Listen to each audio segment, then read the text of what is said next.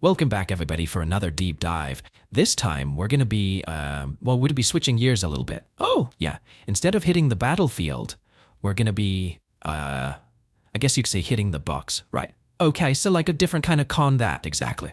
We're going to be diving into the world of ideas this time, right? Exploring those ancient Greek philosophers, Socrates and Plato, yeah, Socrates and Plato.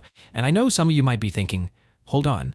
What do philosophers have to do with military history? But trust me on this, understanding these guys is like getting a sneak peek at the playbook of some of history's greatest military minds. Right, that the foundation of Western thought shaped leaders for centuries. Absolutely. I mean, our ideas, they had ripple effects across time, influenced military leaders in ways you wouldn't even expect. So picture this, okay?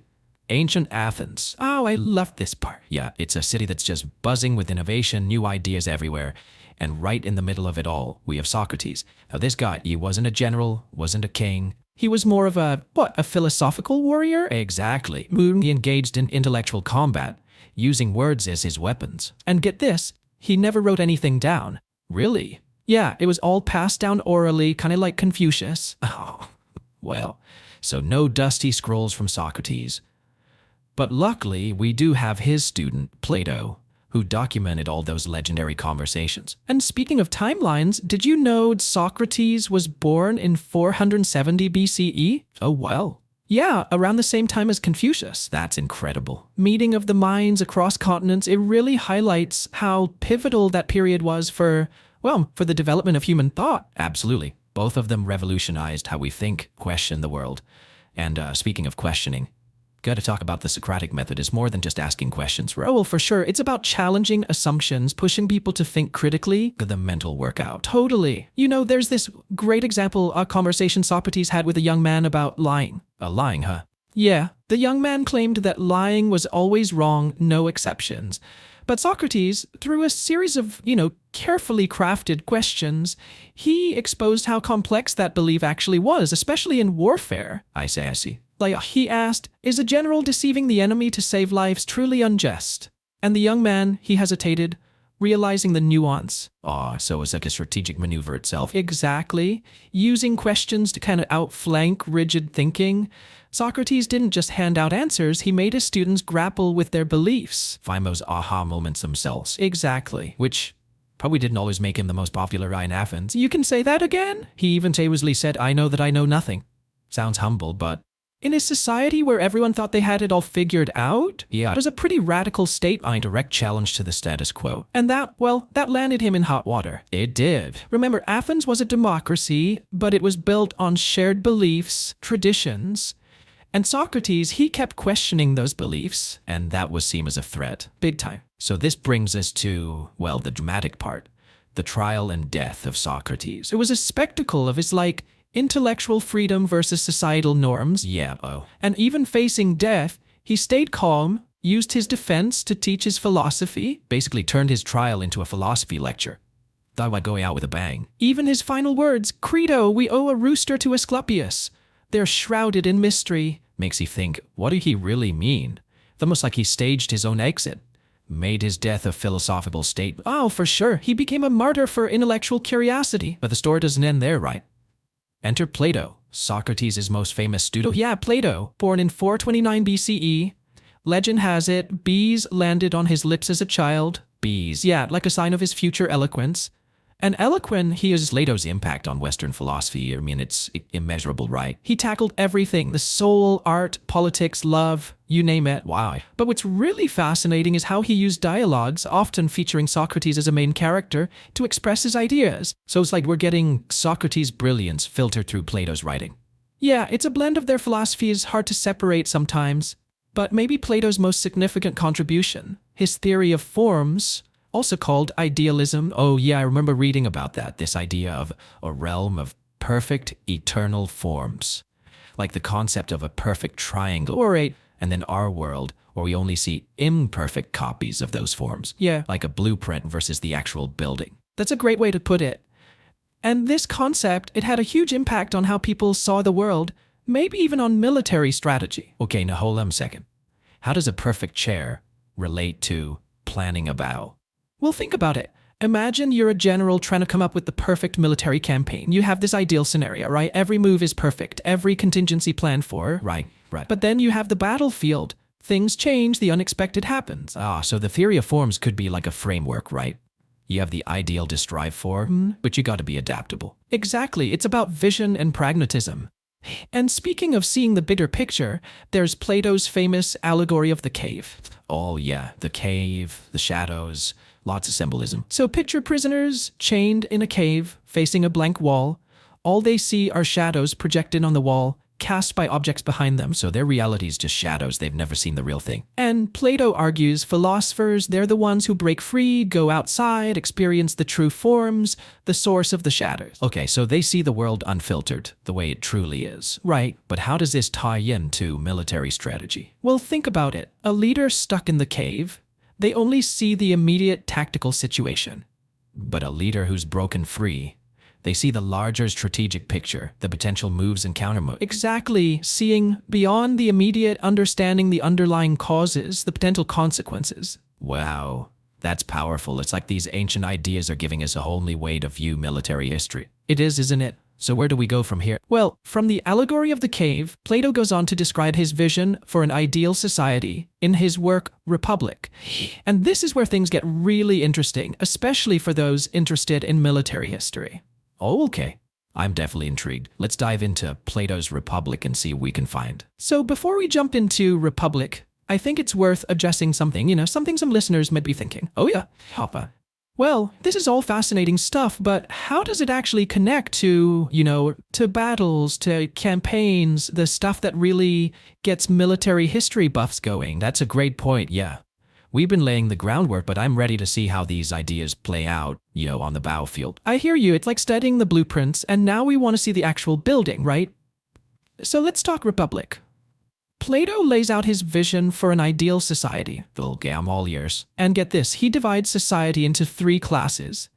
You've got philosopher kings, the warriors, and the producer. Okay, so not your typical kings and queens. No, not at all.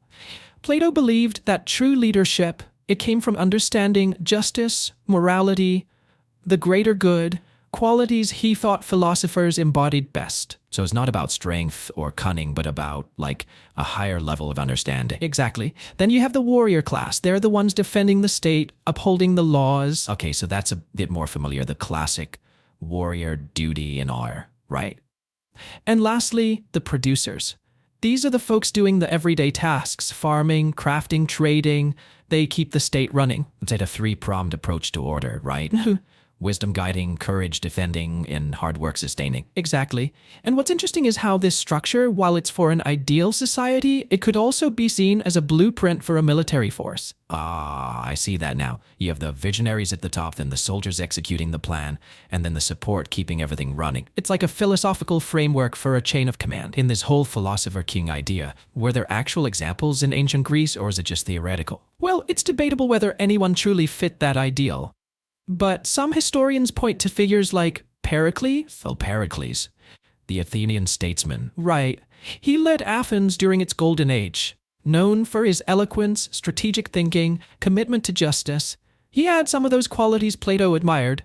So maybe not a perfect philosopher king, but a leader who showed the potential of combining, philosophical wisdom with political and military leadership. Absolutely. And Plato himself wasn't just an armchair philosopher. He actually tried to put his ideas into practice. Oh, really? How so? He traveled to Syracuse, a Greek city-state in Sicily, to advise its ruler, Dionysius II. Wow, so you went from theory to practice. Did it work out? Not quite. Trying to mold Dionysius into a philosopher king, that with resistance, and ultimately it failed. Yeah, I guess it's one thing to write about ideal societies, but actually implementing those ideas is a whole other challenge. For sure. The real world, it's full of ambition, conflicting interests, human nature. Exactly. But even though Plato's experiment failed, it shows that he believed philosophy wasn't just abstract, it had real-world implications. So we've got this framework, 3-tiered society with philosopher kings, and we see how it might have influenced military organization.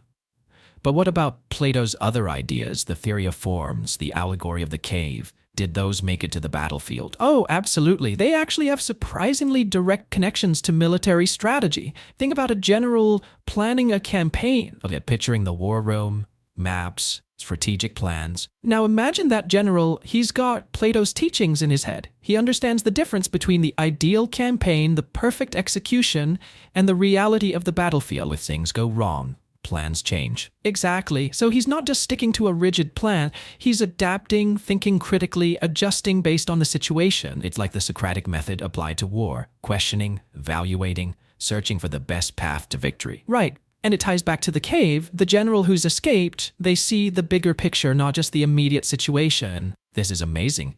I never thought I'd connect ancient Greek philosophy to military tactics like this. That's philosophy for you. It gives us tools to understand not just the world, but also the actions of individuals, even those shaping history on the battlefield. So we've got this foundation from Socrates and Plato. We can't forget Plato's own student, Camely. No, we can't. We have to talk about Aristotle. And his connection to military history is even more direct, even more influential. Okay, I'm ready to dive into Aristotle. Let's see how he took these ideas and applied them to warfare. We've been on this incredible journey, with Socrates and Plato, but now we're at, I guess you could say, the next generation, Aristotle. Real curious to see how he fits into this whole military history thing. Well, get ready for this because Aristotle, he's not just adding a piece to the puzzle, he's practically building a whole new wing.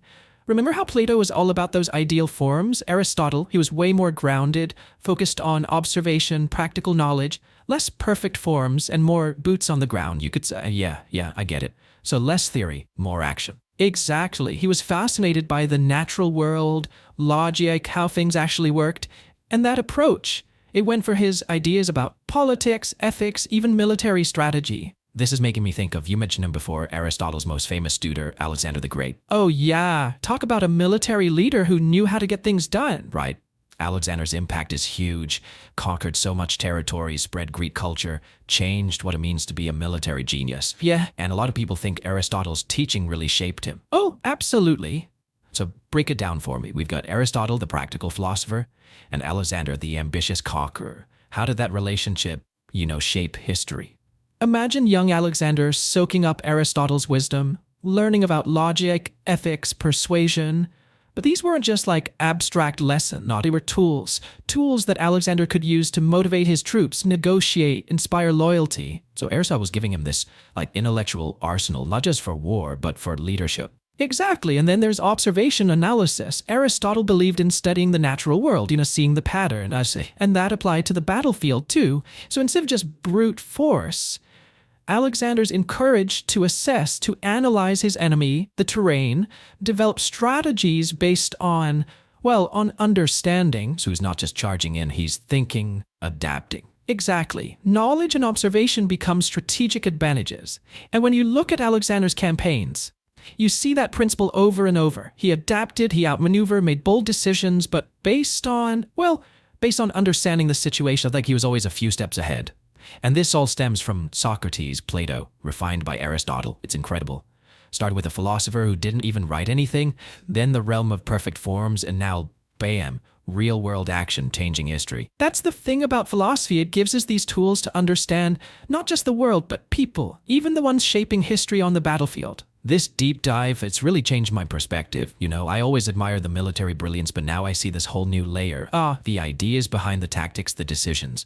It's amazing. And that's the power of ideas. They really can transcend time, influence in ways we might not even fully grasp. So as we wrap this up, what's the one big takeaway you hope our listeners get from all this?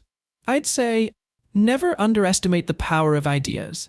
From ancient Athens to Alexander's conquests, philosophical thought, it's been shaping history. It's a reminder that military history, it's more than just battles and campaigns. It's about the ideas driving those events. Exactly. And maybe, just maybe, by exploring those ideas, we can even find insights to help us navigate our own times. Thanks so much for taking us on this incredible journey through ancient Greek philosophy. It's been eye-opening, and I'm sure our listeners feel the same way.